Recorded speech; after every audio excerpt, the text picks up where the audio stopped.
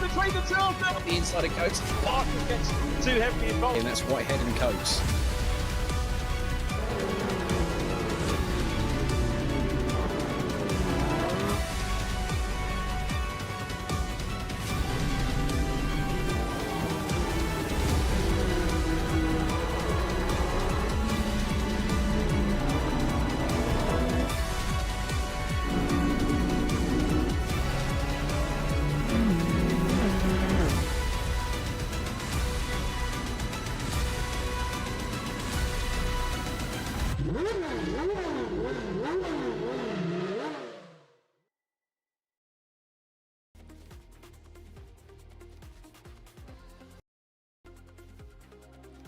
Welcome, one and all, to a new championship here at the Virtual Reality Racing Club, otherwise VRRC. I thought I'd give it its full title, given the fact that we may have a brand new audience, or a part of a new audience anyway.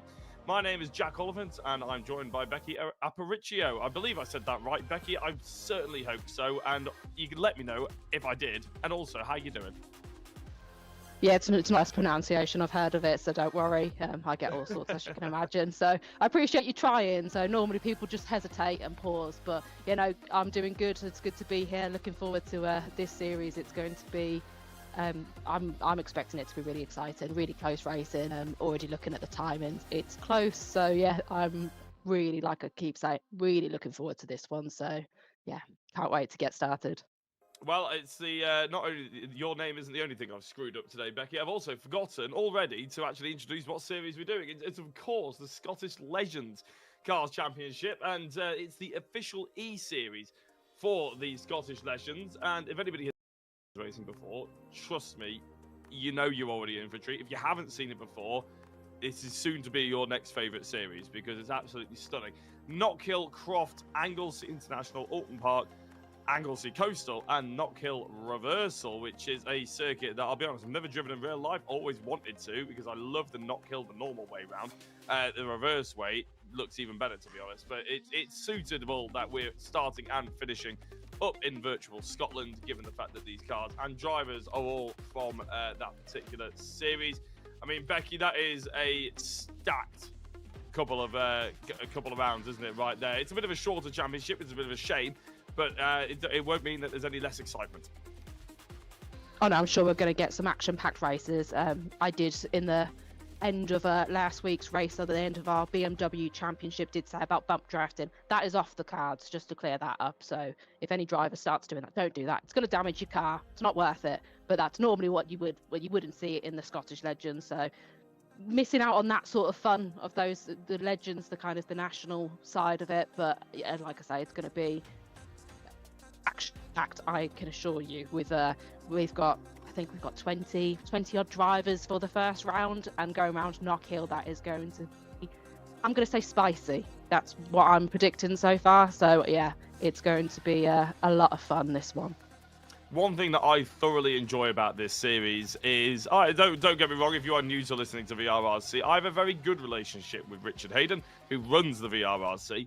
I have been petitioning for Knockhill to be on any calendar we've ever done, ever, for the 3 years that I commentated for VRRC, and he always shot me down because he said it's basically a crash fest and it's horrible to officiate. I love the fact that the Scottish Legends have come in and they said, no, we are doing Knockhill, and Rich has had to do it because it is a brilliant circuit, and I think it's certainly going to offer us up some of the best racing we've seen in a while, which is hard to really top, actually, because we've had some brilliant championships just come and gone, haven't we, Becky? We may well touch on them in a couple of minutes' time, but I do believe we can have a look at a bit of a track map, or maybe a couple of championship tables that we've had previously. The M4 GT4 championship table has just come and last championship. And Becky, in fact, no, we won't have a look at that. And yes, we will. There we go. Jack Smith came out on top. Thomas Potter was in second place. Andy Dorman ended up in third in the championship order. Lee Piercy fourth. Rich Hayden ended up in the top 5. Oliver Gibson 6th. 7th, Scott Bugner 8th. Andy Cowell. Chris Blakey in 9th. 10th, Lewis Stannard. And I have to say, it's no surprise, Becky, that Jack Smith ended up on top. He was pretty dominant throughout the series, wasn't he? Yeah, he always put in some good performances, and even when he might not have been on podium, he still made the most out of the points he could gain from non-podium finishes. But there was some other drivers that kind of stuck their nose in and made themselves known as well. So it was good to see a few new faces maybe on the podium or kind of getting up there in the top 10. So yeah, giving Jack something to fight for, and it was good with all the reverse grids, kind of mixing it up, throwing everybody into the mix. So especially if you got the luck of the draw of being at the start, it made for some really good racing and some defending that you might not have normally seen. So looking forward to again the same with this sort of championship with the reverse grids. They always throw something a little bit more interesting into the works. We do indeed. In fact, I think it was the Silverstone round that I was commentating on towards the end of the the penultimate round of the series. I jumped in due to Richard John Neal not being able to attend, and it was absolutely stunning. The racing from top to bottom was unbelievable. So that is the 11th to 20th, and the finishing order for a lot of the drivers you've seen on screen for quite some time now. I do believe there was a stage of championship runners because we had so many drivers there with Josh Martin and Kenny Press. Didn't finish the championship, a lot of these drivers, which is a bit of a shame, but it just shows that the grids were strong. The attendance was good for the most part as well. And, people keep coming back. And there's actually a lot of people you will have seen on those championship standings that actually will be racing today here at Knockhill as well.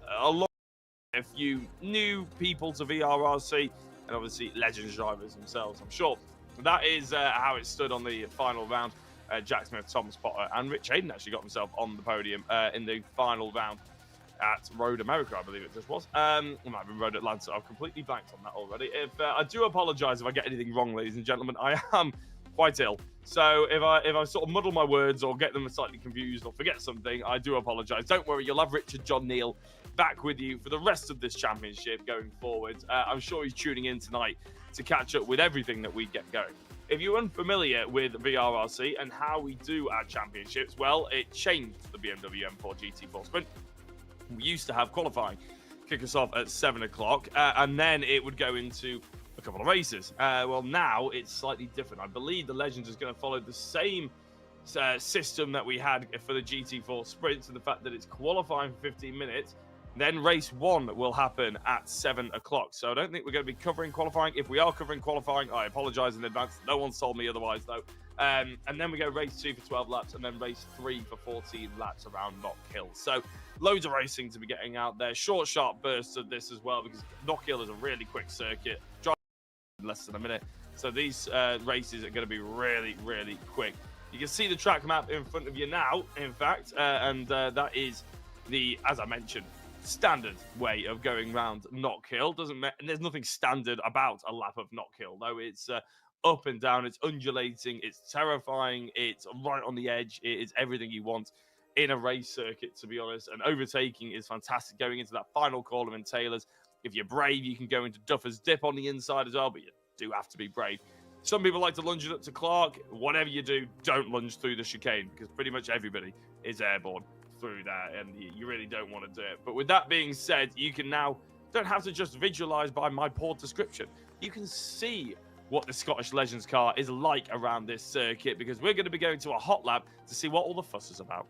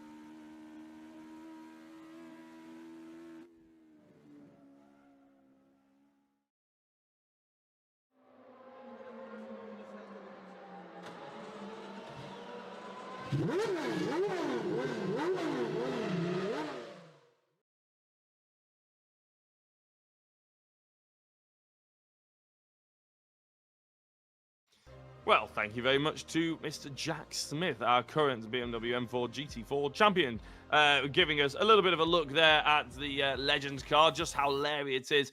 I mean, ultimately, it was pretty much sideways through most of that, Becky, wasn't it? They are a handful to drive, these cars.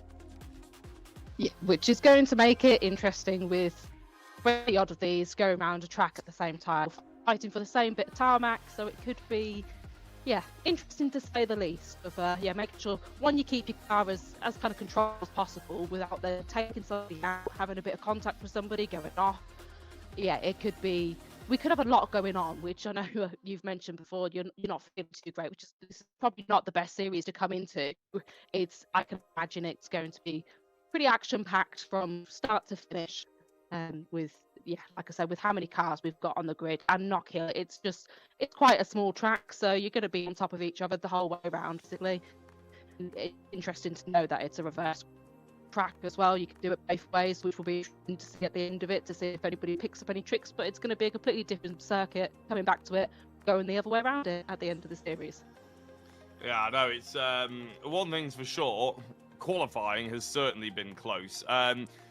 You'll be slightly unsurprised to know, I don't really feel like I'm spoiling too much here, that Jack Smith is on pole position. I'll leave the rest of the order pretty much up to when we actually come to the grid, because they are literally just finishing off their final lap going around qualifying at the moment. But Jack Smith has put it on pole position time with 56.834, which is, but then it says cut next to it. So I've never seen that before. I don't believe that means he's cut the circuit. Otherwise, it wouldn't have qualified as time. So 56.834, there's under a tenth of a second back to second place. Then there's under a tenth of a second to third. And then there's 300ths of a second to fourth, 3,000ths of a second to fifth. So you see the theme I'm going with here. It is going to be excruciatingly close. A tenth of a second round Knockhill. It's basically a country mile in these cars. And with the slipstream effect that they're going to be doing, with everything they're going to have to be thinking about, cars being on top of each other and everything like that Becky said, there is going to be, qualifying is not the be-all and end-all. There will be overtakes. Jack Smith is going to have to work hard if he wants to retain that top billing. So we've got about 2 minutes until the grid is formed and we are ready to go here at Knockhill. Have you ever driven Knockhill before too much, Becky, or any of the circuits that are actually on the calendar, Oulton Park and Anglesey and everything? Because I've only ever done Oulton Park, and I suppose I've done Knockhill, but only one way round. Yeah, no, I've never done Knockhill. I've done Oulton. I haven't done Anglesey. I haven't had that pleasure. So Knockhill always looks like a fun one to do, though. You rarely get people on two wheels going round the chicanes. It's one of those tracks that it throws people off a little bit. So it'd definitely be a good one to go to. I think it, like you say, it's a little bit terrifying. So I've done a few laps on him. I always like to try to do a little bit of beforehand. Anybody that's listened to the stream before might have heard me mention that my little homework task to do before races. Have a little go, see how I feel going around. Did mention before, Rich did put me in the server for the last championship. I was not brave enough to enter the server and actually send lap times for anybody to bully me afterwards. I know you guys wouldn't. You're all lovely. But be like, don't let her out, she's ruining our practice time. So, yeah, I like to try to compare and see sort of how quick I'd be. Where would I play if I was to take part? But, it was interesting to say.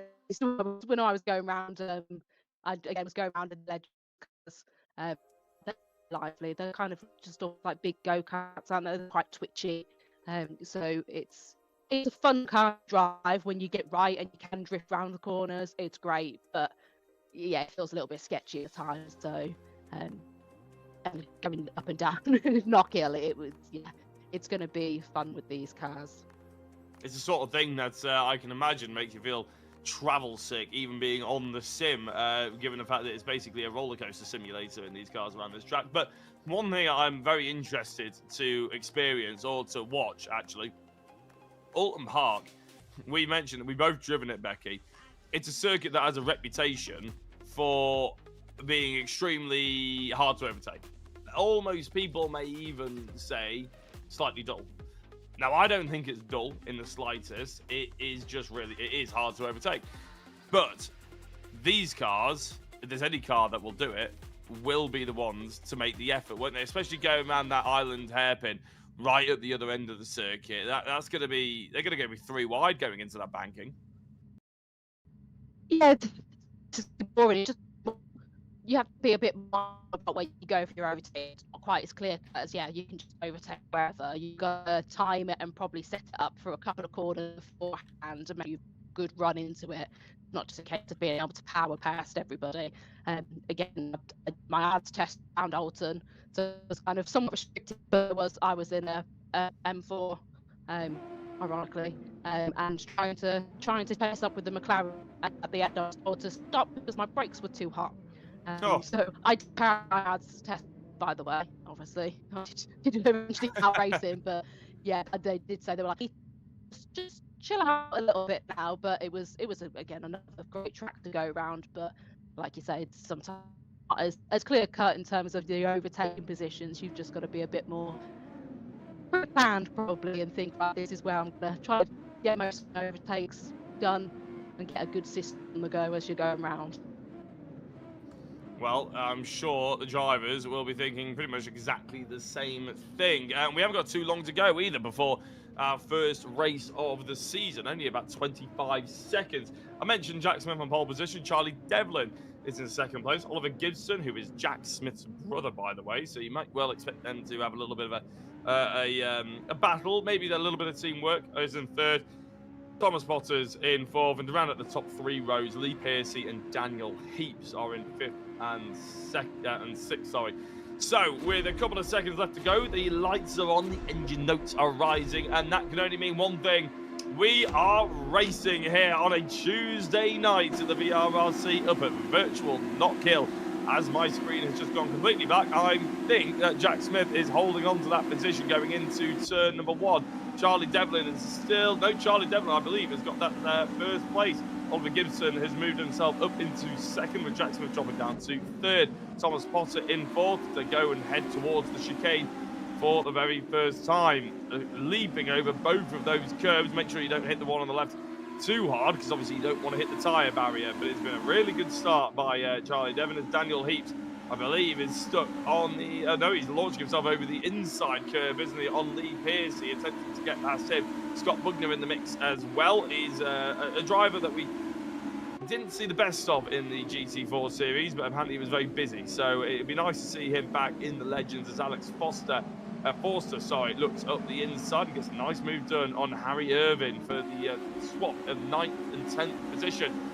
He's got the likes of Aiden Ingham down in 17th place, and all the way at the back, Paul Laramie, expect him to come through quite quickly. Catherine Potter, nice to see her returning to the VRRC grid and taking part in the Legends series that we've got going on here. Jack Smith in second place, but he has caught straight back up to Charlie Devlin, and it was a fairly clean from what we saw for opening lap there, Becky. Yes, you probably scruffs here and there, a little bump here and there, but nothing major. Nobody going, which is always good to see at the start of a race. You really want people pinging off into the distance and the race being ruined before it's even started.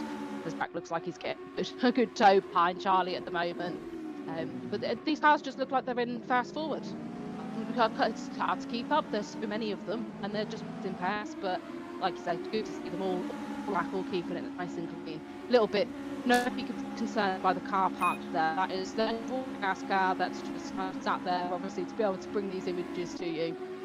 But yeah, adding a little bit of into some drivers as the approach, I think, as a stationary car. But yeah, no, it looks to be some good racing. Everybody's keeping it nice. It's good to see Christian back as well. I know.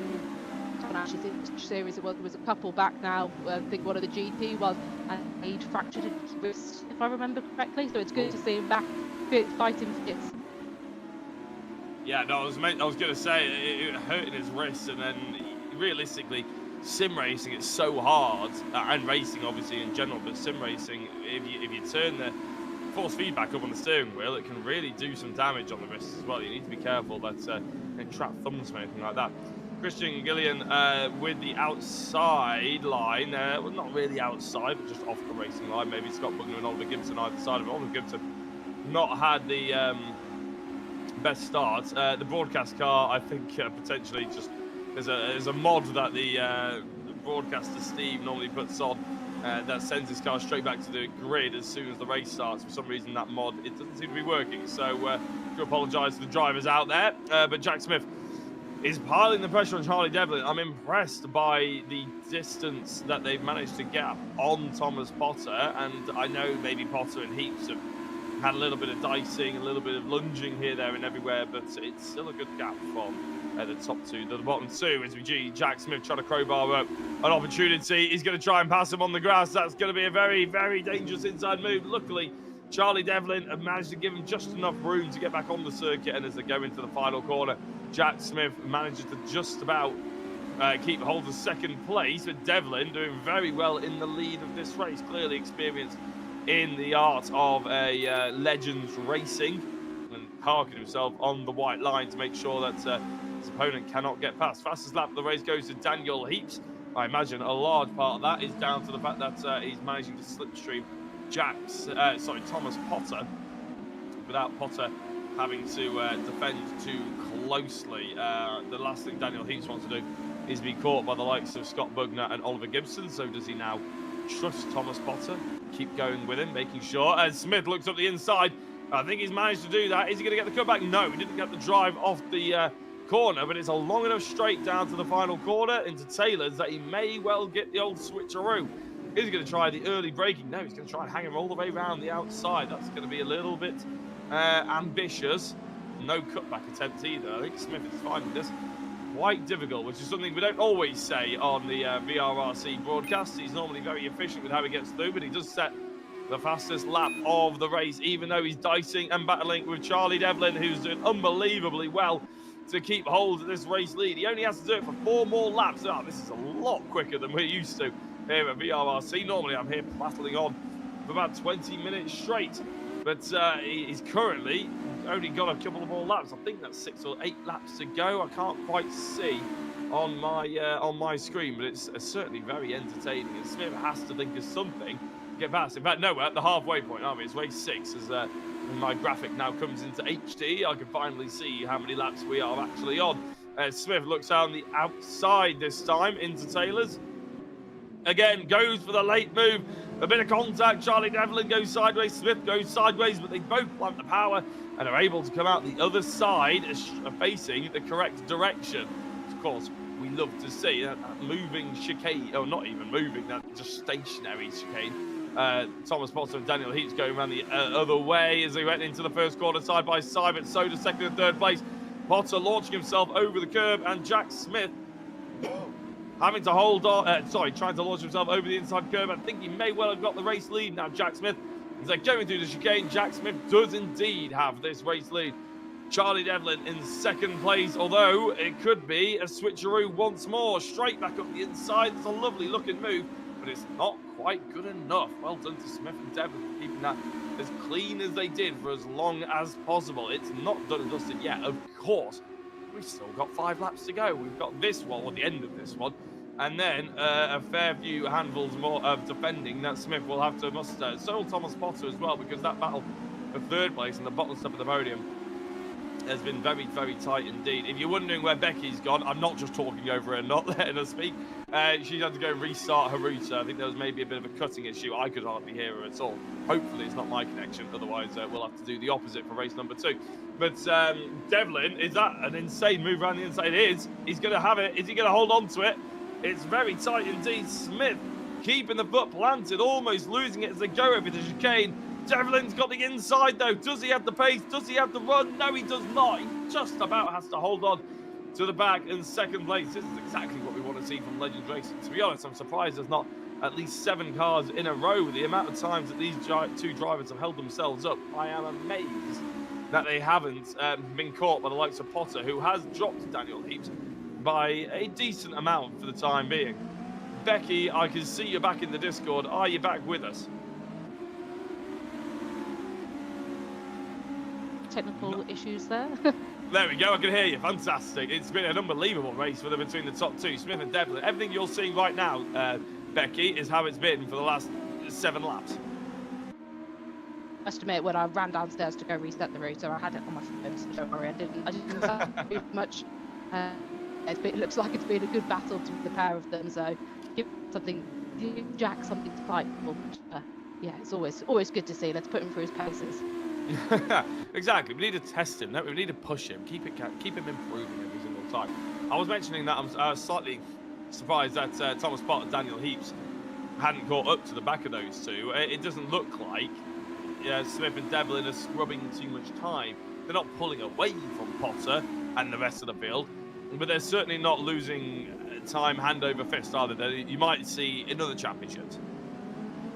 Yeah, I was going to say, like in the last championship, it was very much the more you seem to battle, the more it would pull in behind you into that battle as well. So kind of thinking how much to do.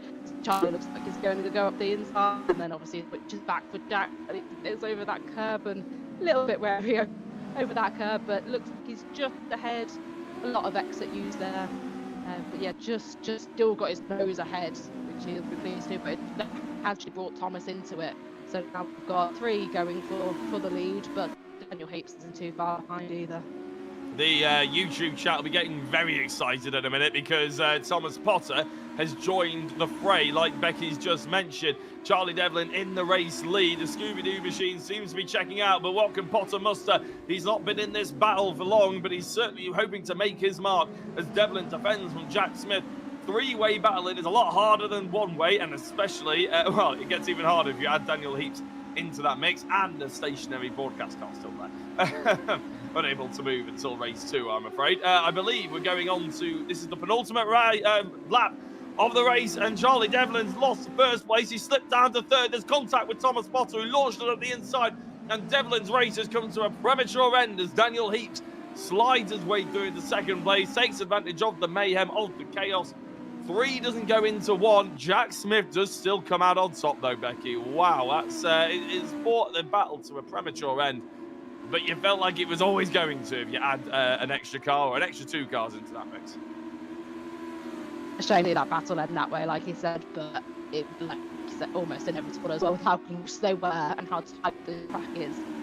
It's almost surprising it didn't happen earlier. It's now Thomas Potter trying to reclaim a few places that were lost there. They've not got too far back, so they're still on a good haul of points, but not really want to be on podium. I suppose it's not the best consolation prize, but better than nothing. At least it's not completely ended the race for them. But some very close racing, and Daniel Heaps is probably thinking, well, that worked out quite well for me. And same for Jack. He's probably thinking that exactly what I needed to happen, and then hopefully a bit chilled out now. Drive to the finish. Not as much on him. So, yeah, nice win for Jack there. Yeah, well, it's not done yet, to be fair, is it? Because Daniel Heaps could take advantage of a rare Jack Smith mistake. We don't see them very often, but it is unlikely because we don't see them very often. The YouTube chat's absolutely loving it. Thank you, everybody, for tuning in and sort of engaging with us as well. We've seen people like Nicky Taylor. Dave's back, which is a shame, but he's still there. No, I'm kidding, Dave, obviously. I love you. But Nathan Williams coming in. We got loads of people engaging in the YouTube chat, so thank you very much, guys, for getting involved. Send a big congratulations to our first race winner of the series, back on the top step, exactly where he is at least once every VRRC season. Jack Smith takes home the first win here at Knockhill for the official Scottish Legends E-Series. Daniel Heaps is in 2nd place, Charlie Devlin in 3rd, which he probably won't be entirely happy with, but the good news is, for us anyway, he has to come in and talk to us. And hopefully he'll have a bit of a smile on his face, because ultimately it might not be the race result he wanted. But like Becky just said, podium is a podium. It's still strong points. It could have been an awful lot worse. And on the positive, in terms of how the stewards may well look at it, I don't really know. I don't want to give sort of my judgment to and from. I was going to say Thomas Potter still came in the top 5, but actually he dropped all the way down to 9th position. So there must have been some damage on his car, because the top 5 is actually sorted out by Scott Bugner in 4th and Christian Gillian in 5th place. Alex Foster was in 6th, Harry Irvin 7th, Oliver Gibson 8th, 9th was Thomas Potter, and top 10 was rounded out by Rich Hayden Right, I normally get shouted out for waiting too long before going to the advert break, so I'm going to send you there now, and we'll be back with interviews.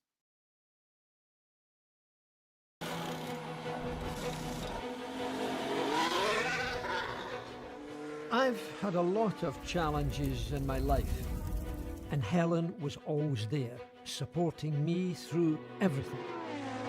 Today, we're facing a new challenge. Helen has been diagnosed with a terrible disease. Dementia is nothing less than a worldwide epidemic. Formula One moves fast. By contrast, medical research can be painfully slow.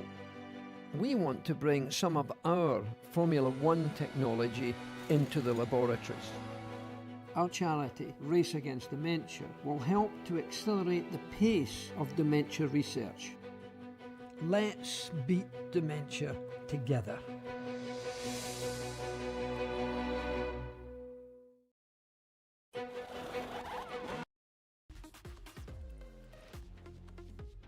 Well, race interviews for race 1 coming up, and it was a very good race. I'm very excited to hear from all the drivers. One driver who may not be too excited to talk to me in this particular order is place man, Charlie Devlin, the mystery machine. You're probably thinking it was a bit of a mystery how you ended up in 3rd place, to be honest, or you may well know exactly how you ended up in 3rd place. Talk us through your race very briefly before we delve into some of the more interesting aspects from it, Charlie.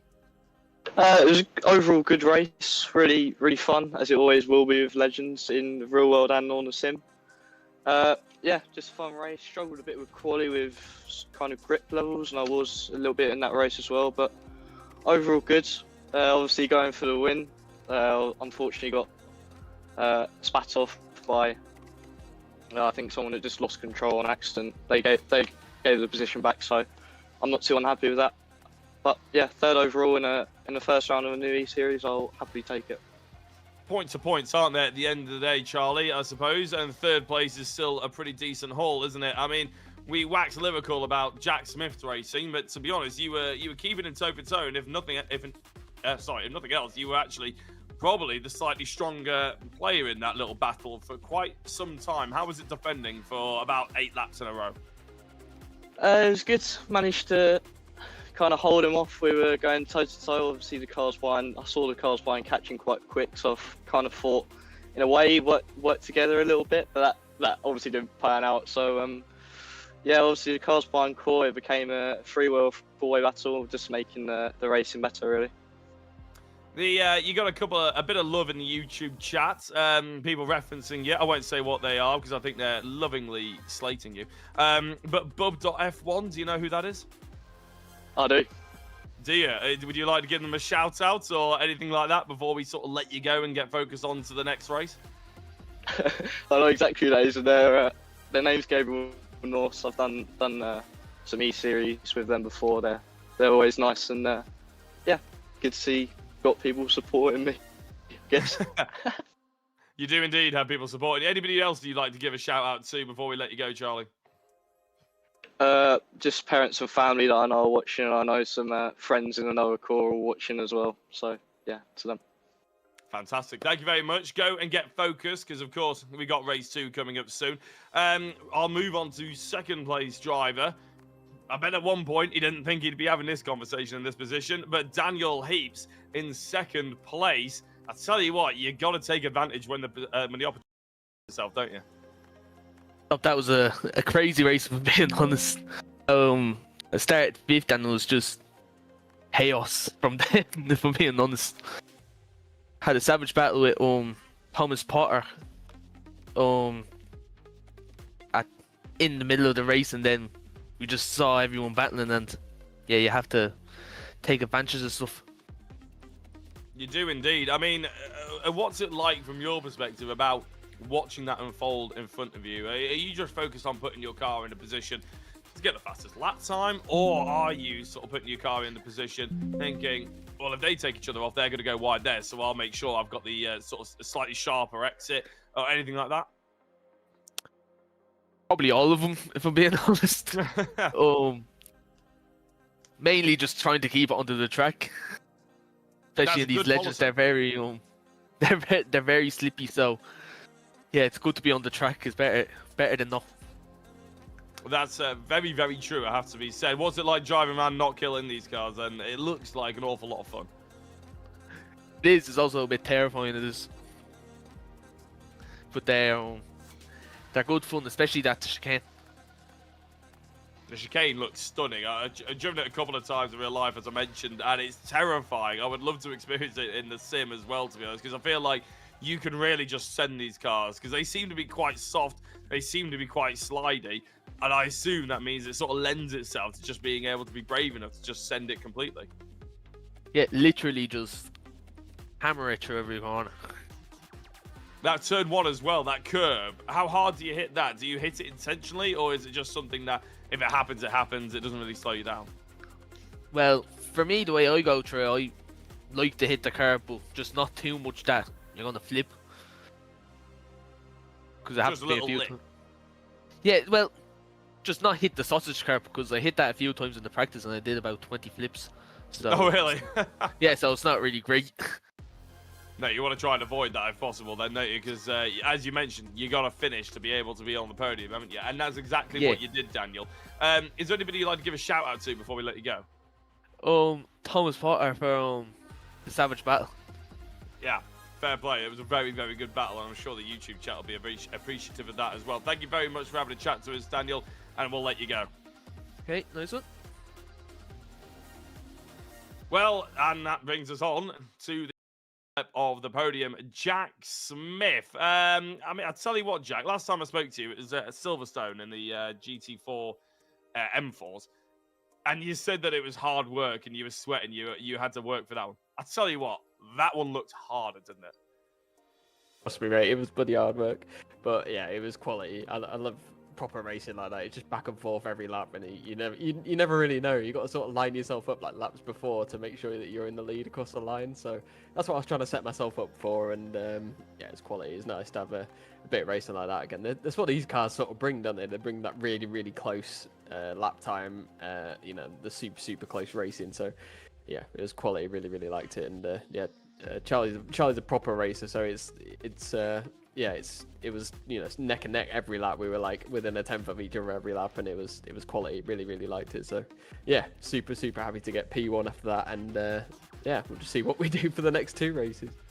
It looked like you explored every inch of that final corner at some point during that race. I mean, you were throwing moves early coming out of the previous corner, you were throwing late moves, you tried to go around the outside. At one point, you both drifted through the corner. How difficult was it to actually, get it signed, sealed, and delivered? Because ultimately, it looked like hard work from our point of view. It almost looked slightly frustrating because you couldn't quite get the extra sort of axle alongside it. Yeah, I mean, a lot of it we're learning. Charlie's new to VRRC, so we never raced with him before. Obviously, all the rest of the guys, I know how they race, so yeah, I can make a move and judge what I do based off of previous experiences. But yeah, with Charlie, it was a clean slate, so I had to jot down some notes as I'm doing laps, and yeah, we made the move around the outside work, and seems to have the better line through there. So yeah, I'm sure Charlie's written that in his mental notebook as well, to not let me have the outside at T1 anymore. But yeah, I found something that worked, and I stuck with it, and it ultimately got me the win in the end. So yeah, super happy, and it's just a learning game. Like, especially when there's new people in the league, you just gotta figure it out, and yeah, you push on from there, really. You just said, I'm not going to let you escape it because it's going to humble a lot of us. You just said that you take notes during the race. Do you mean mental notes, or do you actually take no, I'm not. Yeah, definitely don't have a notebook in front Thank of God. me. I was going to say, it's a 50-second lap, man. You turn the wheel every 2 seconds here. No. Yeah, definitely mental notes. Definitely not. You need both hands on the wheel with this thing, but just believe it's it's a handful. So yeah, if I was taking notes, I think it'd be a different level, wouldn't it? But yeah, no. Unfortunately, I'm not that much of an alien. So yeah. Well, yeah, that's an objective to aim for now. To be honest, you don't get that sorted by the end. Yeah. By the next time we do Knockhill on the reverse, I expect handwritten notes by the end of this. Okay, yeah, sorted. I'll bring my iPad in. I'll start writing notes mid-lap. Sorted. I love that. If you bin it, it's not my fault. Right, and finally, loads of cars because you got 2 minutes until you have to go. So Yeah. you've driven loads of cars. You help set them up. You help give the sort of setups and everything like that. You do the hot laps now and everything like that.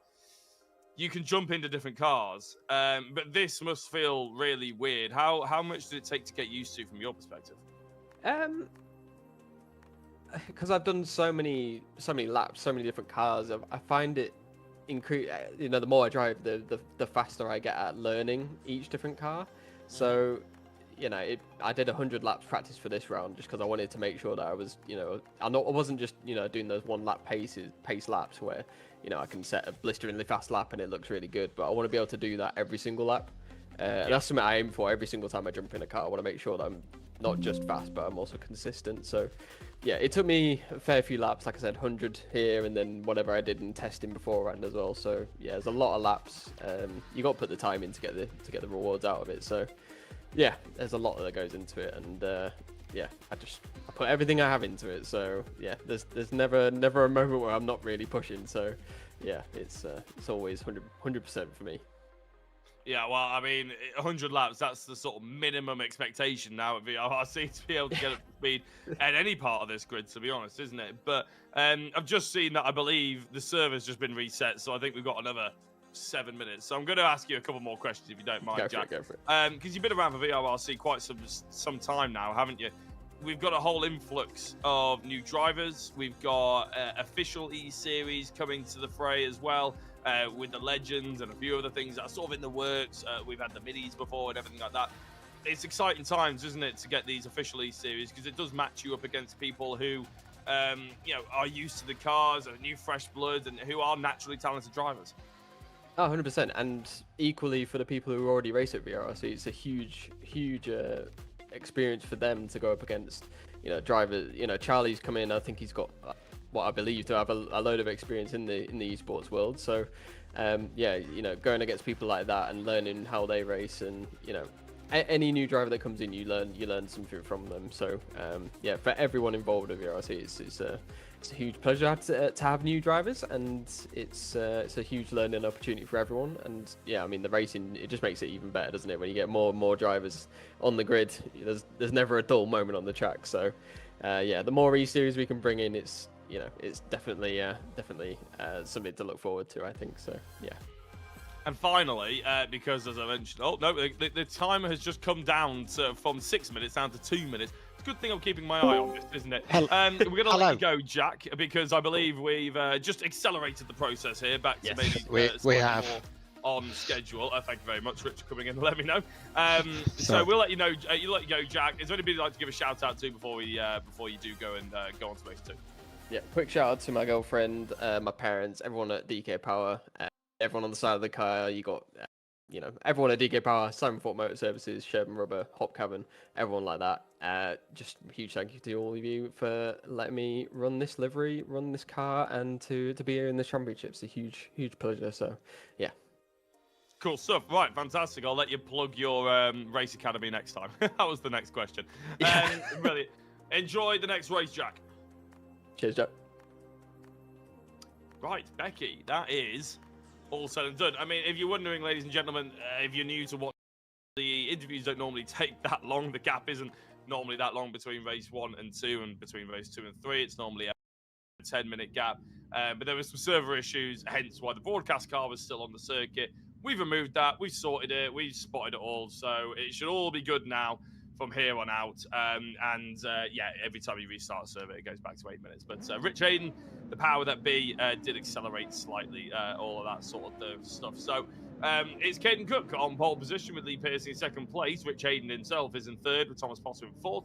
Harry Irvin is in fifth place with Oliver Gibson in sixth. Alex Forster in seventh. Christian is in eighth. Ninth is Scott Bugner. And 10th is Charlie Devlin, according to the graphic on the left-hand side, which is what I'm going to go off, because we've got another 12 laps to go here at Knockhill, and I do believe we're about to go racing. Yes, a green flag has dropped, and it's a decent-ish start. I tell you what, it looks a very good start from Lee Pearcy. Caden Cook, it looked like a little bit too much wheel spin, and as they fly down into turn 1, it is Lee Pearcy who takes that first place off the line, basically. Thomas Potter's in second, and you have to look quite far down to find the next person who was actually anywhere near the podium for that race 1. So Thomas Potter showed he's got podium winning pace. He just needs to be able to get past Charlie Devlin in the Scooby-Doo car. That's the third place driver, obviously, from race 1, down in 9th. Got a lot of cars to get through. Fairly clean start, Becky. Nice to have you on the chat again, but Charlie's got a lot of work to do. Yeah, looking clear at the moment. Never liked to exit too early off. It's always had something happen as we're looking to the left of anyone there. Looks as we've got spin there. Don't know who that was. That was Heaps. Yeah, Thomas seems to just stick in Lee Pearce's tracks, and he was like, yeah, I'm following him for it, and had stuck with him to get that good start off the line for both of them, to both be kind of now battling, hopefully for P1. Caden Cook is just about hanging on the back of them, dropping back a little bit, hopefully. Oh, as that's Charlie Devlin gone off and hit Ryan. I didn't see who hit him. I don't know if that caused him to go off beforehand and there was a bit of contact before that sent him off, and then he just kind of obviously followed off with another contact, or if Charlie had lost it beforehand, but that's unlucky because he was showing really well in that first race. So, but I'm sure it's just an insight into what he's gonna have to offer for the rest of this series. Yeah, indeed. I think it's been a bit of a shame, hasn't it? Because that's 2 races where he's been involved in incidents. It's a bit more like Scrappy-Doo at the moment, isn't it, rather than Scooby-Doo? But he is going to be a strong contender as we go through the rest of this series, and I'm excited to see how he does battle with the top runners of VRRC on a more regular occurrence. Lee Pearcey has got 0.2 of a second to Thomas Potter, but as we look further back, we're seeing Scott Bugner, Alex Forster behind, Jack Smith just ahead. Starting to get used to the liveries now. It's always difficult at the beginning of a championship, Becky, isn't it? We're trying to spot drivers instantly based off new liveries that you get so used to the previous championship, all of a sudden you've got to get used to them all again. But Thomas Potter looks like he's putting an enormous amount of pressure on here. Yeah, it looks like he's lining up, so potentially as we come up to we're actually on the back straight, aren't we? As we come along there to see if we can make a move and then be lining it up for coming up tight sort of right-hander to then come along the start straight. So he'll be lining up, hopefully able to get him into the first corner. But he's got some competition coming from Ollie Gibson from behind, so probably not going to make it as easy because now he's got him on his inside. He can't obviously cut that corner as much as he probably wanted to. He switch sides to try to defend from Gibson and manage to get Lee as well. But yeah, there's now three going in for the same part of the track, and we saw this last time and it didn't end so well. So hopefully, and somehow Thomas has just ended up in front of everybody by quite a margin as well. There seems to be different, so that was a lovely move there. Managed to get around everybody, and it's now leaving them to hopefully battle between them, and they get off. And yeah, like you said, with the liveries, always challenging at the start, but it's great to see such difference amongst them. There's some great liveries with these, and again, they just look great on these cars as well. I completely agree there. It's one of the great things about East Series, actually, is the fact that the liveries, I always think, they're easier to make so funky, aren't they? Because normally there's not as many sponsors on them, obviously, but even if they are, you can sort of just be a bit more creative about it because you don't have to pay for the wrap.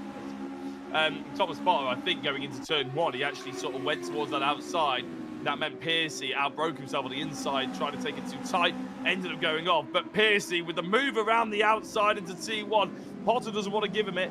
He goes on the grass and tries to head into the inside, but it's always going to go too wide. Yes, Potter's dropped down into 3rd place. In fact, he may well still have trouble here and drop a few more because he's putting wheels on the grass going through the chicane.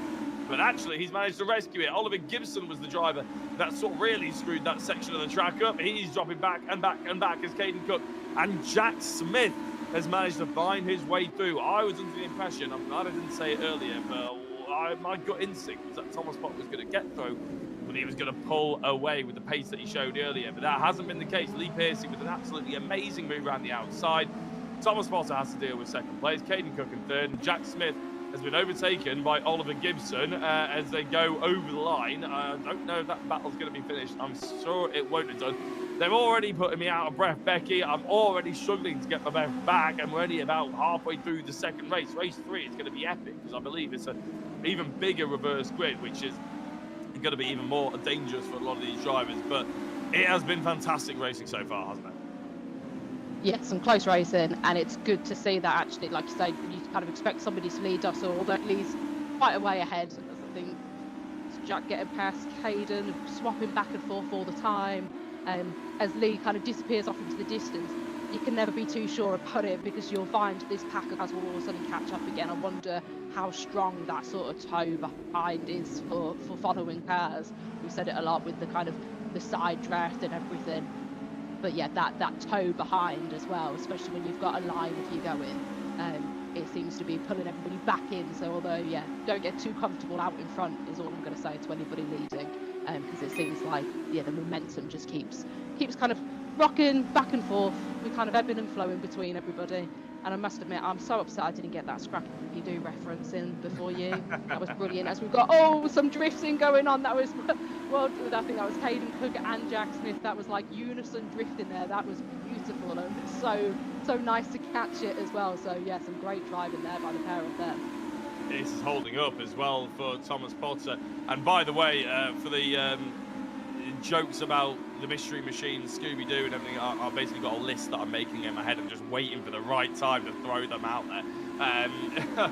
It's a bit unfortunate that Richard John Neal's going to be here with the rest of the season, because I've got far too much quality puns to be letting go of. But you never know, we might fit them into race number properly. Lee Piercy, though, has pulled away from Thomas Potter, and I was going to mention a couple of the other drivers I've been keeping an eye on. Charlie Devlin just made his way up to 9th place. Daniel Heaps was about 2.5 seconds off Harry Irvin in 15th place, but actually has managed to catch that 2.5 seconds up in basically one lap, as Rich Hayden throws it up the inside, and there's contact, and there's a melee, and there's grass being cut, and it's probably angry faces as well, I imagine, somewhere in there. So Rich Hayden drops down. He'll probably go outside the top 10 once he's eventually rejoined the circuit. Jack Smith's still in 3rd place, Oliver Gibson in 4th, Scott Bugner in 5th. Charlie Devlin, that means, I just said that he was in 9th place. That has promoted him all the way into 6th position. And it's not about, you don't win championships, Becky, by your best results, so you win championships by limiting the worst ones. Yeah, if you're not going to get the most points, you've always got to get the most points out of that situation. That made no sense, I'm aware of that. So basically, if you're not... I know what you meant. You know what I mean. I'm sure everybody else knows what I mean as well. You want to get as much points as you can if you win, to damage limitations across the series. So yeah, great that Charlie's made it back up, and again, a good recovery drive from the earlier sort of off, one of the first few laps that we had. So good progress, and I'm sure he'll keep climbing up the order, and you never know, might see him on a podium again with this race, and then yeah, he'll just want to keep getting higher and higher up on that podium. So aim for 2nd this time, 1st on the last race, and yeah, a good haul of points there. But he's got some strong competition behind him in Alex Forster. He's not letting him get away. They seem right on each other's bumpers, so some good racing probably to come from them, as Thomas has closed up on Lee. Like I said, it was going to happen at some point. As much as Lee was off in the distance, I think he was 1.2 at a point, then it dropped to 0.8, and now we're 3/10. So he'll be going for a move probably on this lap, I'd say, maybe even into the first corner, as he looks on the inside but doesn't quite go for the move. Not maybe the best idea at that point. So yeah, line it up for maybe the next few corners. He's just hits it, but again, luckily Lee's managed to keep it on, so Thomas will back off and let Lee obviously have a bit of a run to rectify that sort of mistake of going into him. But then it's brought Jack in, so now we're going to have another three-way battle, as we've literally got 3 going wide. Yeah, Jack Smith is trying to find a way through, isn't he? But Thomas Potter is the driver in the lead. Oliver Gibson has followed through. Lee Piercy with a little bit of contact from Thomas Potter coming out of turn 1. They are 3 wide into the final corner. Taylor's is wide enough for this sort of thing, but I'm not necessarily sure it's the quickest way round. You mentioned that Charlie Devlin might get on the podium. I sort of thought he'd be slightly lucky. He may well get lucky. He is in 5th place, but he's watching what can only be described as pure chaos unfold in front of him. Thomas Potter leading. Lee Piercy's managed to get himself up to 2nd place, but then he's fired off. Not entirely sure how, whether that was under his own steam or someone else's steam, off onto the outside. So he's gone from a 4-way battle down to a 3. That means Devlin's been promoted into 4th position. Potter still leads. We've got a lap and a half remaining. And Jack Smith, Oliver Gibson, I mentioned that they're brothers. They have worked together before. They are not working against each other, even though, if that makes sense. So ultimately, this isn't a team game. It's not a family game. They want to win, individually want to win. And Jack Smith is Oliver's biggest supporter, by the way. When these two joined the series, Jack was trying to help Oliver get up to speed as much as possible. Then Oliver started winning. That didn't stop Jack's support for him either. He was always the driver with the biggest grin on his face. You could hear it whenever they interviewed about each other. It's brilliant. But at the moment, Thomas Potter is holding on to this position for the time being. This is the final lap. It could be a massive win here for Thomas Potter over Jack Smith if he's got any hopes of keeping that championship alive. Because, of course, that race 1 dropped off, and only a 6-round championship. Every race pretty much counts here. Jack Smith is in second, Oliver Gibson in third, and then Charlie Devlin, who had the fastest lap out of all top 4 drivers on that previous time round. That's unsurprising, given the fact that these 3 are battling around the outside. This is pretty much where Jack Smith was trying to make moves on Charlie Devlin in race number 1. Potter didn't white line it like Devlin did. He's late on the brakes. Devlin's almost later. Devlin's up the inside of Oliver Gibson and going over to the line. It looks like it's going to be a teapot victory, with second place going the way of Jack Smith, and Devlin did indeed get his name on that podium. And I tell you what, big up Becky, because you predicted that. Well done. Yeah, I'm taking all the credit for that. You're welcome, Ali. I've obviously willed you on there. That was what a great finish to that race. It was four going across the line almost together. Obviously two by two. But yeah, that was a good race. And yeah, a bit calmer, a few incidences here and there, but it's good to see that again, just settling into the cars, getting a bit more familiar with the way they handle, and again how everybody's racing. Yeah, and I feel like you're absolutely right, because I felt like it was slightly cleaner there as well, which is what we want to see. Right, as I mentioned, I always get told off, so I'm going to do this quickly. Run down to the top 10. Thomas Potter takes the race victory, with Jack Smith in second and Charlie Devlin in third place yet again. Oliver Gibson was in fourth. He'll be annoyed not to come home with the podium. Scott Bugner was fifth. Lee Pearcey was sixth. I did so well, Lee Pearcey, for such a long time in that race. Alex Forster was seventh. Caden Cook was eighth. Craig Curtis ninth. And 10th, Rich Hayden. Right, let's go to an advert before we interview drivers.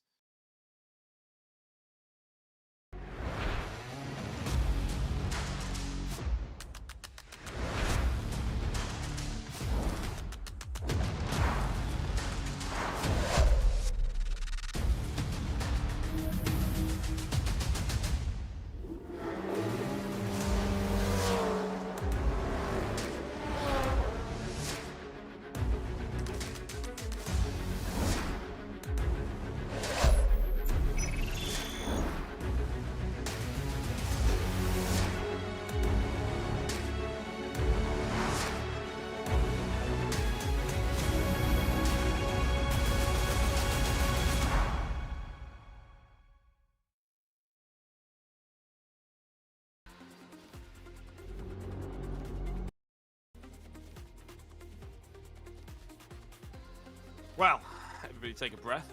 I might mean several.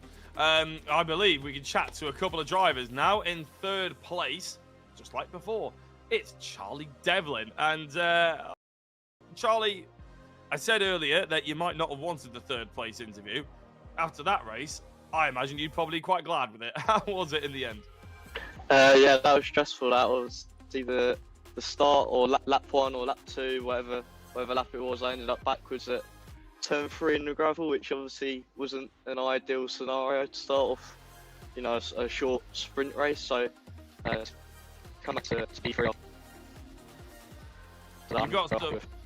Oh, sorry. You got some love in the chat once again. I don't know if you know Essex Webify, but giving a proper breakdown of the race and loving every second of it as well. I mean, from our perspective, you're an extremely entertaining driver. How long have you been racing for? This is my third online series on the Seto, so I've been sim racing for maybe 2 or 3 years now, and then next year I'm hoping to make the transition to real racing. So it hasn't been a long process, but still learning all the time. Every lap there's new information to be gained. Well, it's I don't know if anybody else is catching sort of the feedback maybe that Charlie was just giving out there, his microphone. I'm just going to let him maybe turn it off and on or unplug it or plug it back in. But it was certainly extremely entertaining from our perspective. In terms of a championship, then, if this is your third time on a set of course, what else have you driven before then? Hopefully the mic issue's fixed. Don't know if it has or not. So in the past, I've done Ginettas. There was a Toka Junior series, and I've also done Junior Saloon cars. So it's kind of been a range of, if you say, kinds of cars. So limited power front wheel drive, oversteer rear wheel drive. So it's been a mix of all, and so far they've all gone really well. I've enjoyed all three. So and this one's just as great, if not better, than the rest combined. That's what we like to hear. Right, Charlie, we're going to let you go because we've got other drivers to get to, and I believe we've got a slightly quicker turnaround this time. So, Charlie, thank you very much for having a chat to us. I'm sure we'll chat to you later on as well. Thank you. Right, on to second place. Well, it's Jack Smith. It's so unusual to interview him at this point in the conversations, but Jack Smith's second place. Another awesome race, wasn't it? I mean, it's stunning four-way battles pretty much throughout it. Yeah, I mean, I can't even remember a single lap from that. Either. It's just a blur. So it's so fast. You're just like driving about, and then all of a sudden the race finishes. Like that race finished, I had no idea. So yeah, it was it was just a lot of fun, innit? It was just so good. So yeah, every single battle was spot on. There wasn't really anything that really upset me. To be honest, there was a tap from Caden. I think he's already apologised, but I caught that and I just went with it. I was like, it's so good. So yeah, no, it's great fun. It's a nice little battle. So yeah, super happy with the result, and yeah, see if we can do this game same in race 3. I was going to say, Becky was actually loving the drift as well by you and the other driver, actually. So we caught it. It did look damn good, don't worry. Yeah, and I caught it as well. Just me, I was full lock for that one. But yeah, no, it was just great fun, and yeah, proper pushing every lap, and yeah, just trying to catch those two leaders. I knew if they started battling, we'd have a chance. And I saw Charlie caught a catch up. I have no idea how he's done that. So yeah, fair play to him, and he's caught the back of that pack after that start of the race incident. So yeah, it's impressive from him to get a podium. So yeah, we'll have to see how we get on this final one. Hopefully we can have a nice little battle towards the end of it, and yeah, put on some fireworks for you for the end of the first round. My voice can't take it. I'm already drained from thinking about it. But Jack, congratulations on second place. We'll speak to you afterwards, I'm sure. Yeah, cheers, mate. No worries. Right, and on to top step. We've only got about a minute. Thomas Potter, sorry, give enough time to really have a chat. But I mean, you were sensational in terms of your defence there, weren't you? You had a battle with Lee Piercy. You got into the lead, and then all of a sudden you're defending from Jack Smith and the rest of them. How do you feel? Yeah, that was amazing. I don't know really how I've coped to it as well. I'm going to be honest. My heart was beating so aggressive. I was in a bit of pain during the whole race. So how I managed to manage that factor and actually do the laps and come home with a win, I'm shocked on how I've managed to do that. Well, he did it by very good car placement when it came to the final couple of laps. There was a bit of an incident earlier on in the race. I don't know if you can remember it, or maybe you can talk us through it, but there's a couple of cars maybe had a little bit of contact. Can you talk us through that at all? Honestly, I don't remember really anything of that race other than the last lap, but honestly, with these cars, there's no one be able to control them, like when it's sliding, because you go for a move, and on the exit, you're sideways, and they get back past you, and it's just like that on a repeat basis, so that's all I can really say, because I'm not going to lie, I don't really remember it at all. Fair play. Very good answer. Very racing driver-esque answer there. Right, anybody you'd like to give a shout-out to, Thomas, because you got about 90 seconds till the race starts. We've got more time. I think we've got about 2 minutes when it goes into the race again, don't we? Oh, right. Oh, well, in that case, then take your time in telling me who you want to give a shout-out to before we let you go, because I don't want to keep you for too long. You need to go and prepare for the reverse grid. So, yeah, and thanks to, everyone on my car, Mosaic KM, U-Fiber, 22 Law Marin, Aegon by ALC, the Ollie Foundation, Ben Automotive, I can't remember if I mentioned Katum again, Falcon Computers, and GT Amiga for the Simrig, obviously. All thanks to you, and honestly, a special thanks to my mum, who's like right on me, holding my heart to make sure it calms down, ready for this next race. So, huge thanks to her too, as well as my dad and my granddad, and you commentators for commentating, and Rich Hayden for hosting this amazing event as well as a broadcaster, which is Stephen. Pretty sure that's your name. It is, I believe, yeah. So, yeah, no, brilliant. Thank you very much, Teapot. If we do have an extra minute, I'm going to very quickly ask you how the testing is going, because you've been out in a few real-life cars, haven't you? Yeah, so it's going pretty good today. Not going to say too much, but an exciting event's happening on the 18th. I'm sure there'll be lots of socials about that when it happens. So thanks to everyone for that. And, well, I can't wait for the 18th, and I can't wait for exactly around about 2 minutes' time for an amazing race. Yeah, no, I'm looking forward to that as well. Right, we'll let you go because the grid is lining up, I assume. I'm blind to it, to be honest. So we'll let you go, Thomas. Thank you very much for coming down to chat to us. Absolutely. Thank you so much. Right, Becky, I tell you what, I didn't get time to ask you what you thought race 2 was going to be like. Now we've got an laps here for race number 3. I mean, that's a good thing. We want more of what we've just seen. It's been stunning, hasn't it? Yeah, there've been some, very, very fast-paced, exciting racing going on, and it just seems to be getting a little bit calmer as we've gone on. I have a feeling, don't want to jinx it, but we'll see if my predictions are right, like I was with Charlie. I reckon this could be a little bit more chaotic. Obviously, a bit more of a reverse going on. It always gets things a little bit more intense. And like I like to say, it's it mixes it up nicely. So yeah, battling with the usual same faces here and there. So we'll see what this one brings. And we've got an extra couple of laps as well. So it's an extra couple of laps of more battling. More backs and forth that we seem to be having both races so far this evening. So yeah, it's gonna be a good one. And I'm excited, to be honest, as well, to talk about some other drivers more than anything, because it looks like we've got a few people on the front row who we haven't really given a shout out to. Kian Haig, Jack Dickerson, Andy Carroll, we've spoken about over the years plenty of times. Scott Hunter, though, Aidan Ingram even. Callum Einstone, Catherine Potter, Daniel Heaps, Christian. Well, we mentioned Daniel Heaps, Christian Gillen, and people like that quite a lot. But in the top sort of 7 there are a load of drivers who we don't normally see at the front of the pack. It's nice to see them having a battle up there. Yeah, it's nice for them to be out in front and maybe use some different skills, and instead of just always attacking and having to defend and have that pressure put on you from the start of leading a race and having to keep everybody behind. I remember being behind a safety car. I wasn't leading the race, but I was quite far up, but again, wasn't in that position. It was just the way it fell with C1 racing. So then to be like the 5th car in line, to then know I've got faster cars coming up behind me, and how to obviously, again, keep being competitive myself, but not too much trouble for anybody behind that is faster paced, and it's not your battle. But I'm sure on this grid, everybody's going to be thinking everybody's my battle. So yeah, there's no sort of, I'm going to let you through as we get ready for race 3. Yeah, Imogen in the YouTube chat has given a hint of who they think is going to be winning this one, and it was going to be Scott Hunter.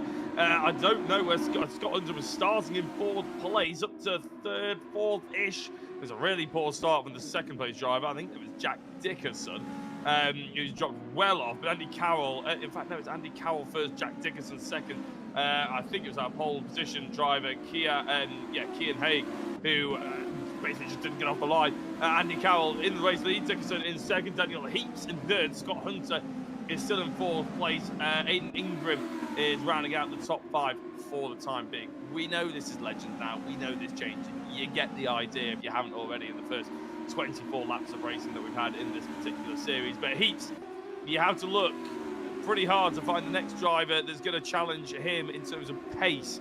Becky, he's been rapid. He's been out of position for race number 2. That puts him in a prime spot to take home some points here, isn't it?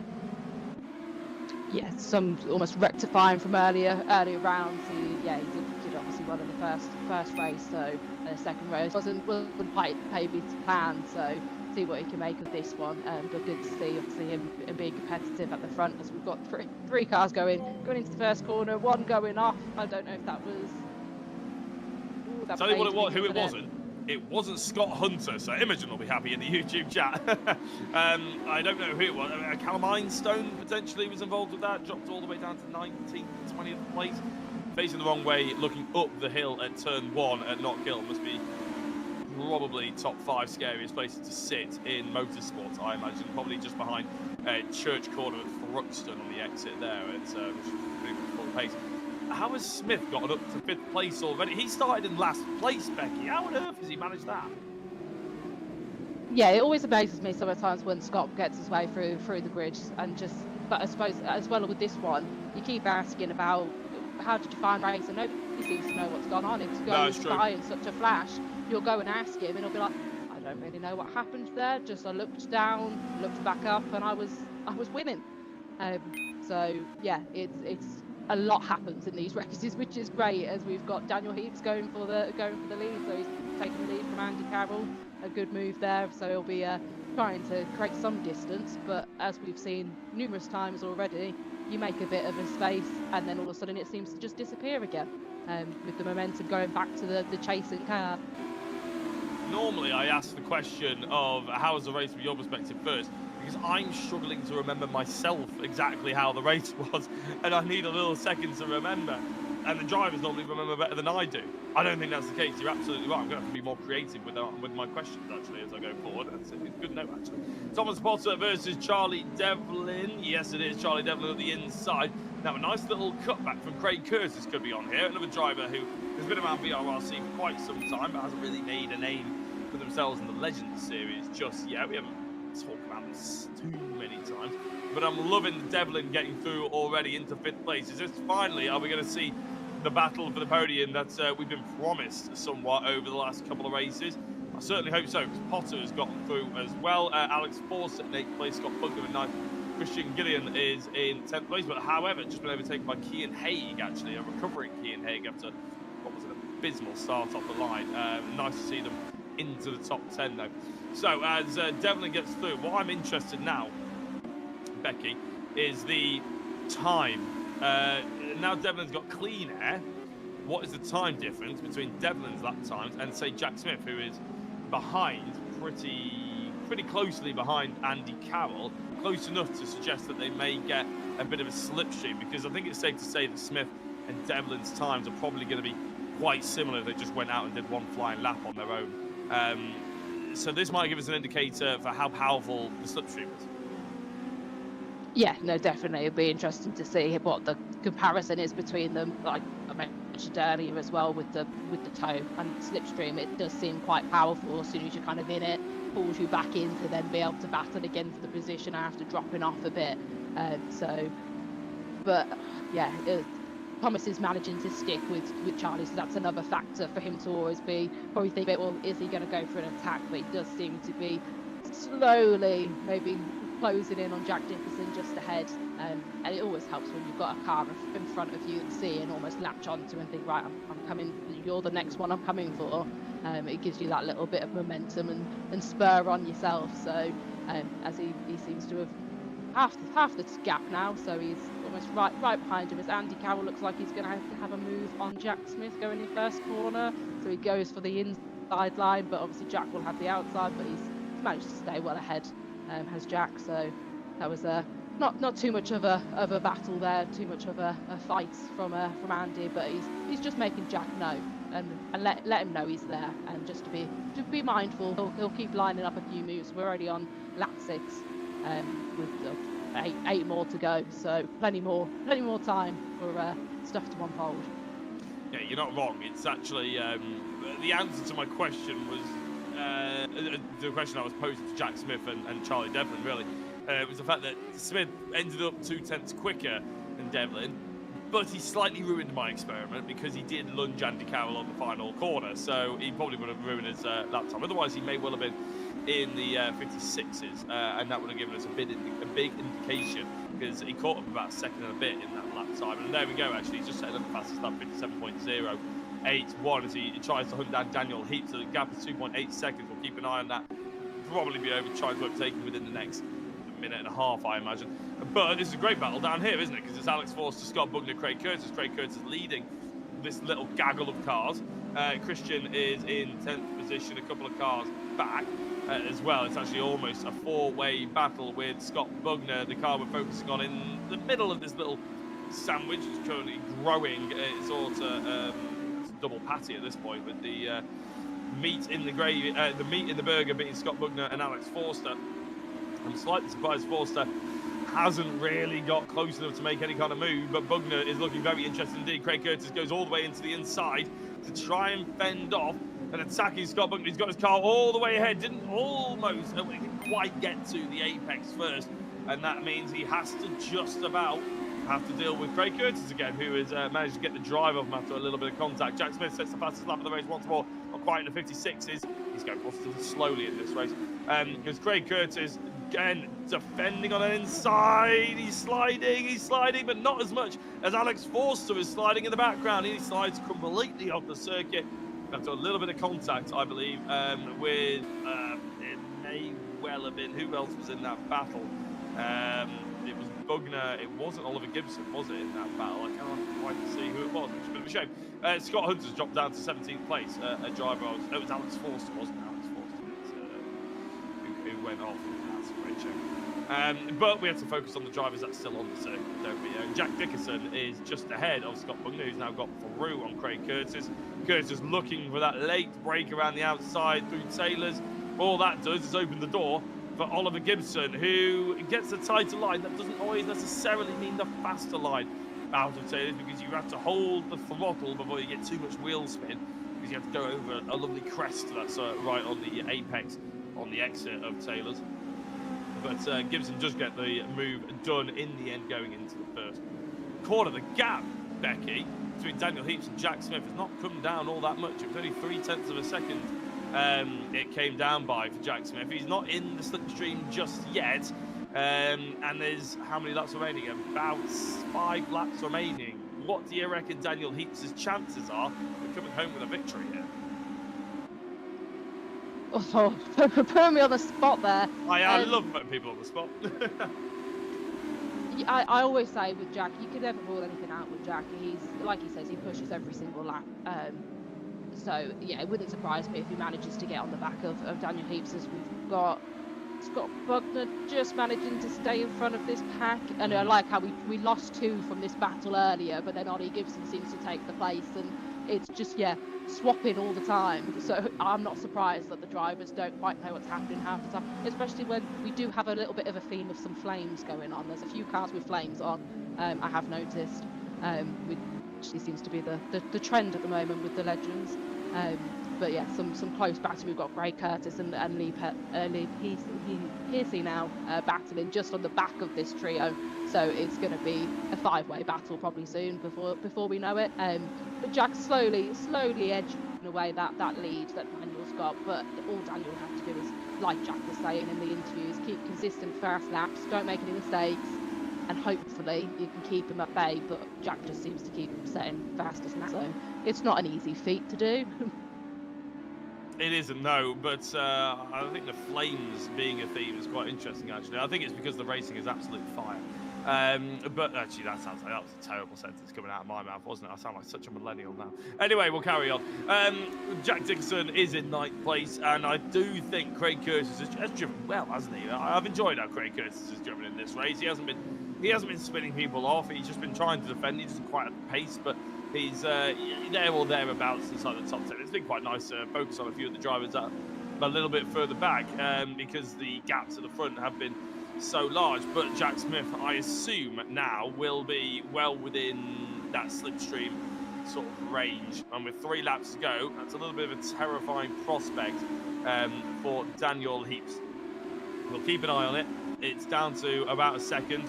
Don't worry, I'm not forgotten about them. Charlie Devlin, no, that is a gap that I didn't realise had been decimated, because himself to Andy Cowell, Charlie Devlin could be finding himself in his third place of the evening, which, considering he got bumped down to 20th and then got back up to 3rd place in race 2, he was in 1st and got bumped down to 3rd in race 1. He started, I think, 19th in this race and has found himself back on that podium once more.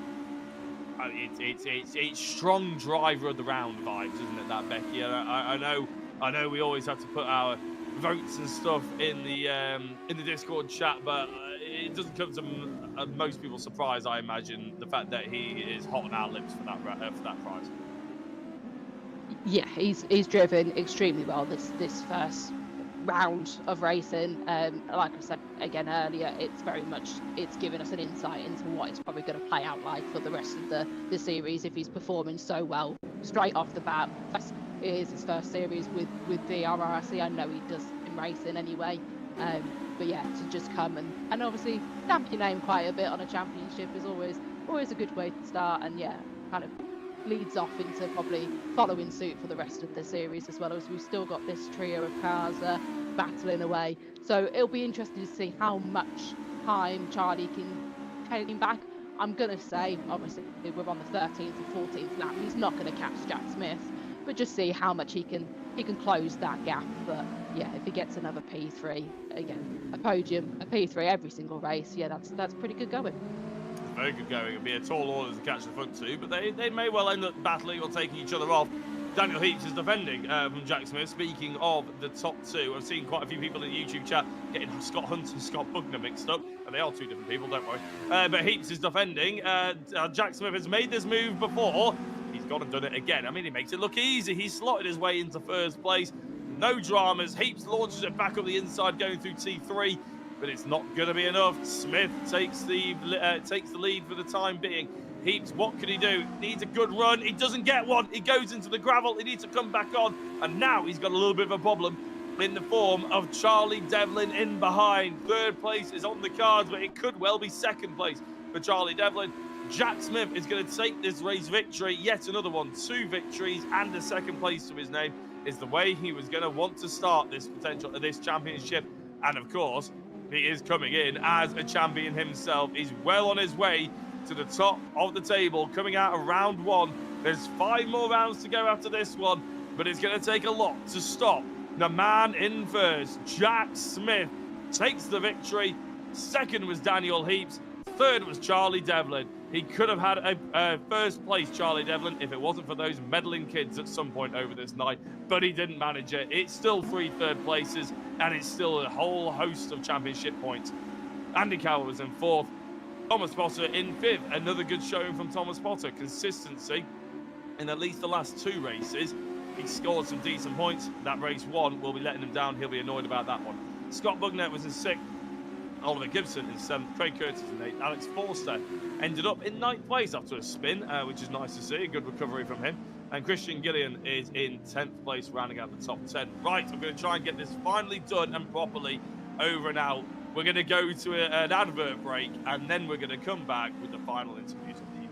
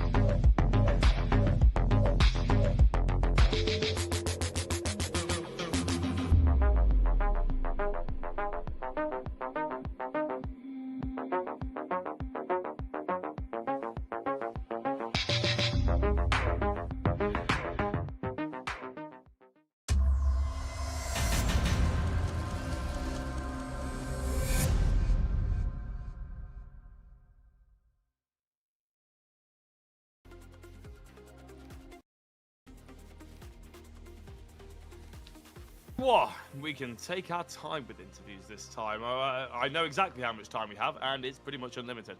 So, because there's no more races after this, the drivers can take their time, they can get their breath and everything like that, and I think they're going to need it because it's been short races, but sharp races. And the person who has taken 3rd place in every single one of them was Charlie Devlin. Charlie, I mean, it's a good amount of points to come away with, isn't it? You'll be sat solidly in 2nd place in the championship, which I know you want to be on the top, but it's no harm going into the 2nd round with that sort of points behind you. Yeah, again, the same motorsport, consistency is key. Fortunately, I'm a bit bit too consistent with getting the wrong position every race, but there we go. Again, good race that time. Unfortunately, got caught up in 1 or 2 incidents going off the track at the start again. Obviously, it's Legends racing. At the end of the day, there's always going to be an incident, whether it's major or minor. So yeah, enjoyed that again. Realistically, though, if you look at the evening, I'm trying to glean some positive for you here, and there's lots of positive in my opinion. Retrospectively, I'm sure you'll find it as well. But you were battling for first place with a serial champion in race 1. In second place, you know, you had contact, you got knocked down to 20th, and still came back, which shows great racecraft and great pace. And in the third race, you started at the back because it's a full reverse grid, and you still managed to get onto that podium. And you're only a second behind second place at the end of the day. So realistically, when you put it like that, those 3 headlines, it's a good week, and it's a good week of racing, isn't it, for yourself? Yeah, definitely. Obviously, again, not the optimal position to be, but yeah, to come into a fresh E series with a new company, so I'm pretty happy with that. Obviously, going full to Anglesey, I haven't done much, if any, racing there, so yeah, that's going to be interesting to say the least. But I'll do some practice over this next coming week to see if we can get near the top again. I was going to ask whether you've actually done much of the other rounds, because of course you've got 2 Anglesey setups. You've got an Oulton Park, and of course the opposite way round for Knockhill.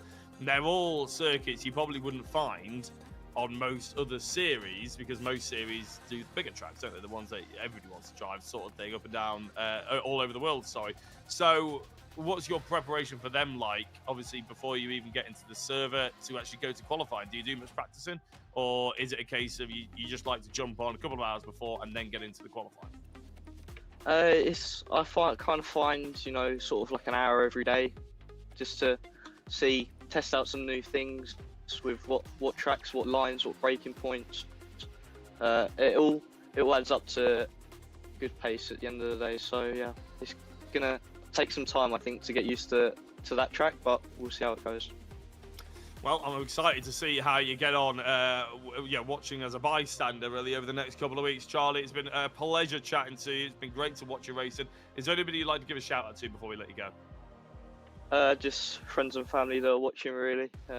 Yeah, to those. Well, the friends and family will be very pleased to hear as well, because I almost forgot, but I didn't quite get there. That also, you are driver of the round as well for entertaining and to coming back through the pack so many times, giving us great stuff to watch as well. So big congratulations on the driver of the round.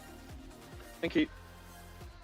Right, and on to second place. It is completely forgot it. It's Daniel Heaps. Of course it is. Daniel Heaps, a big congratulations. This is another opportunity to have a chat too. Yeah, I mean, you had the race lead for an awfully long time there, didn't you? How was it mentally having that sort of time in the lead? Now, it was good, and once I saw Jack Smith starting to come up, and I was like, oh no.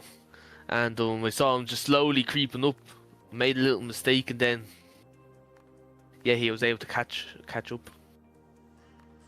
Is it a case of did you not drive in your mirrors, but as soon as you saw the name of the driver behind you, do you start to tense up a little bit more, because instead of seeing that gap increase, you start to see it ever so slightly come back down? Yeah, well, I was seeing slowly approaching anyway. I was just always having a little glance, but then last like 2 laps I didn't have great laps, and then yeah, all of a sudden he was up my outside, and yeah, he had a good run. I feel like since I first saw you, I mean, I know I haven't sort of commentated consistently over the last couple of years, but VRRC, but since I sort of first saw you, or first came across your name, your consistency and your pace has come on an awful lot in the sim. What's it been like for you? Have you been sort of a consistent VRRC driver, and have you done other series elsewhere and stuff like that? Because you've gotten quicker and quicker and more consistent.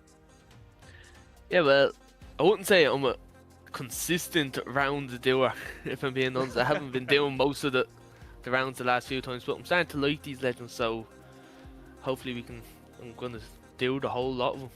Racing season's over now, so yeah, it's time to start doing the sim racing more. Was it the Civics that you raced in real life?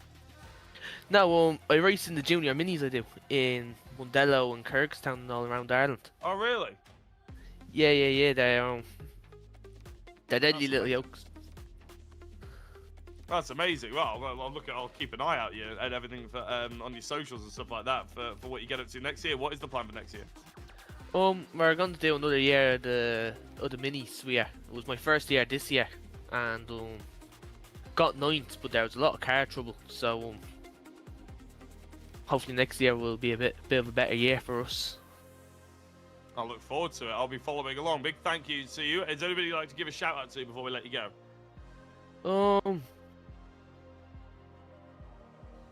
I don't know really.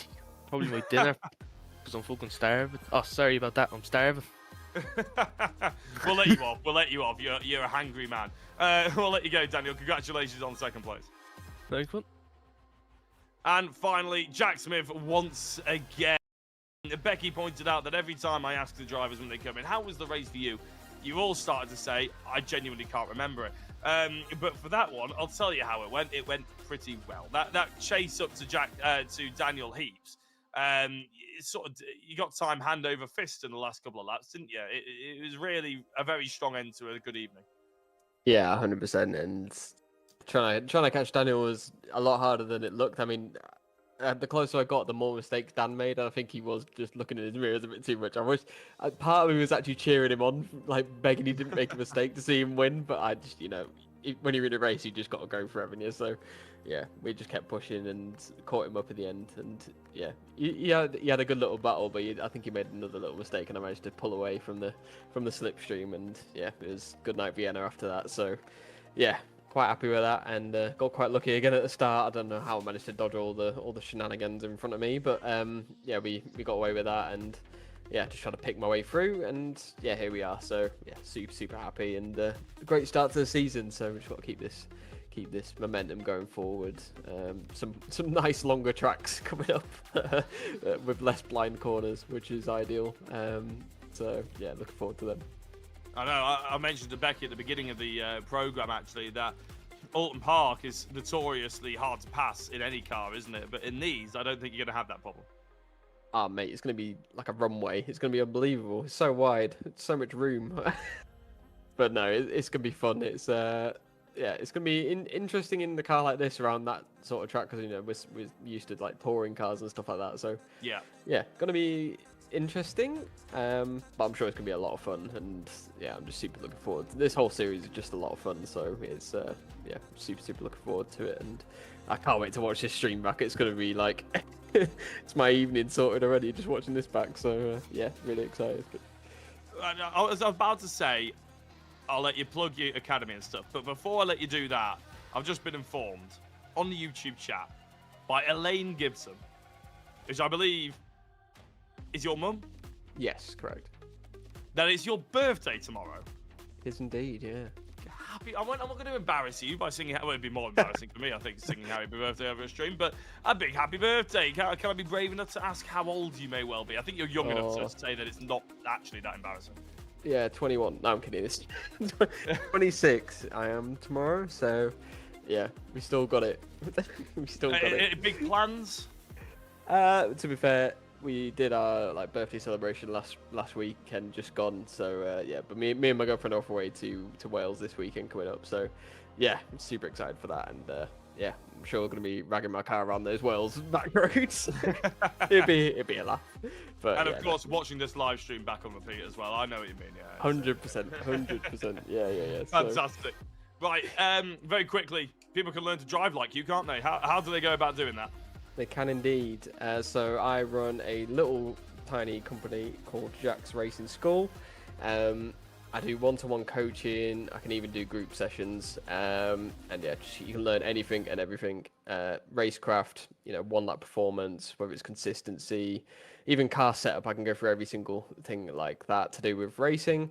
I can even go through teaching how to use data and telemetry if you really, really want to know about that. Super useful tools and everything. So yeah, everything like that you can learn more at jacksracingschool.com.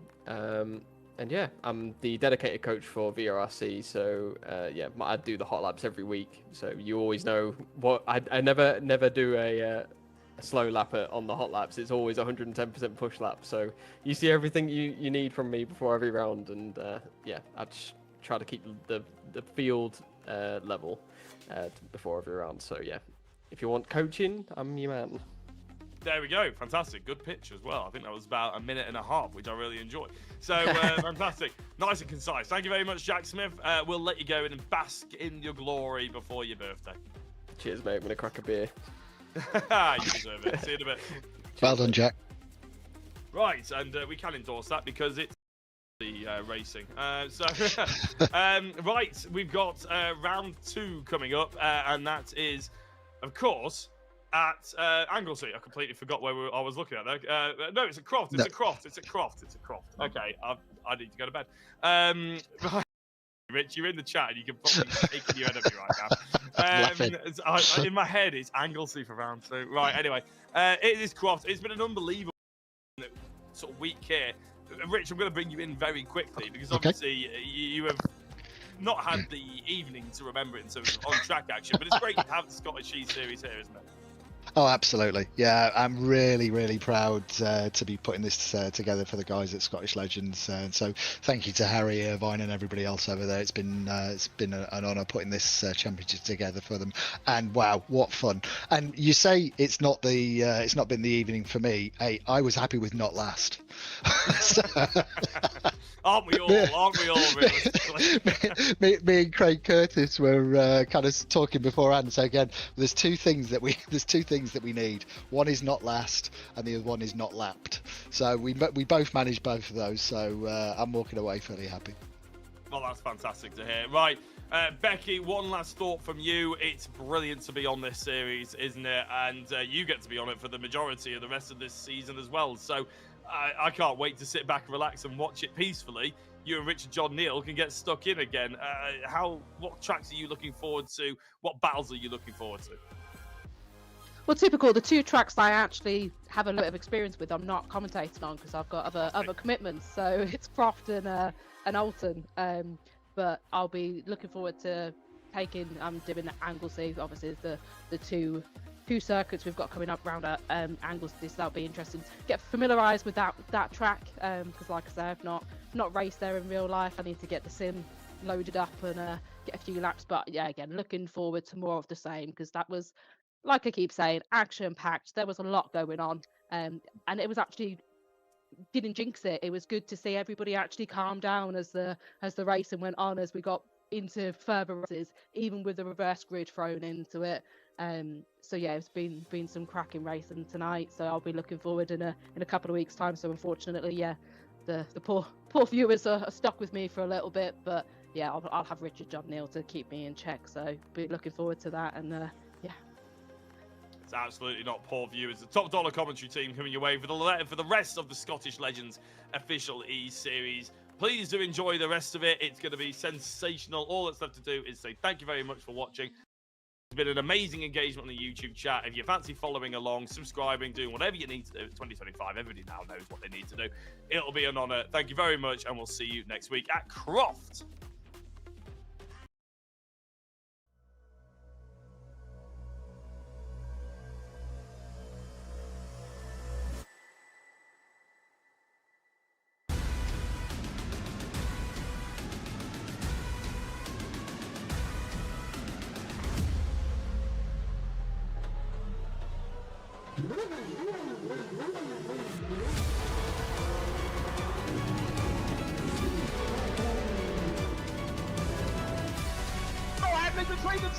The inside of coats. Barker gets too heavily involved. And that's Whitehead and Coates.